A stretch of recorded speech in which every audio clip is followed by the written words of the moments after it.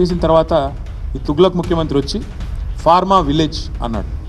ఎందుకు చెప్తున్నా ఇదంతా నేపథ్యం మీకంటే, నిన్న కొడంగల్లో జరిగింది అదేదో కుట్రతోనో అదేదో కువారంతోనో ఇంకో దాంతోనో జరిగింది కాదు.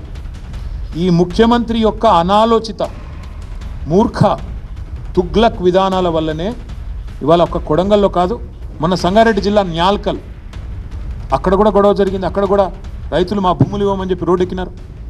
కొడంగల్లో ఈరోజు కాదండి, దయచేసి నేను మీడియా మిత్రులను కోరుతా ఉన్న, ప్రజలకు కూడా వాస్తవాలు చెప్పండి.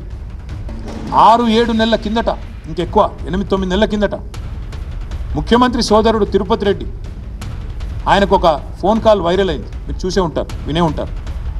ఏమని, ఒక రైతు ఫోన్ చేసి తిరుపతి రెడ్డి గారిని అడుగుతున్నాడు, మేము ఎందుకు ఇవ్వాలా మా భూములు, ఇవ్వకపోతే ఏం చేస్తుంది ప్రభుత్వం అని గట్టిగా అడిగితే, తన్ని తీసుకుంటాం ఆయన అన్నమాట, తన్ని తీసుకుంటాం నా కొడుకా అని మాట్లాడినాడు ఆయన.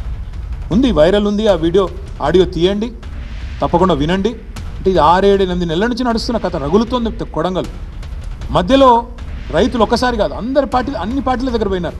మా కాడికి కూడా వచ్చినారు, ఇక్కడనే నా దగ్గర కూడా వచ్చి నన్ను కూడా కలిశారు. తర్వాత బీజేపీ ఆఫీస్కి పోయినారు, అందరి దగ్గర పోయినారు, ముఖ్యమంత్రి గారిని కూడా కలిసినారు. కలిసి చెప్పినారు, సార్ ఇది మంచిది కాదు, విరమించుకోండి. మొత్తం లంబాడ రైతులు, అక్కడ గిరిజన రైతులు, గిరిపుత్రులు, వాళ్ళందరూ పోయి అడిగినారు. అడిగితే పట్టించుకోకుండా ఏకపక్షంగా మేమేదో రారాజులం, చక్రవర్తులం, కొడంగల్ ఏదో మా సామ్రాజ్యం, మేము ఏదనుకుంటే అది జరగాల అనే పద్ధతుల్లో ఇవాళ మీరు తీసుకున్న అనాలోచిత పిచ్చి నిర్ణయం వల్లనే కొడంగల్ రగులుతున్నది.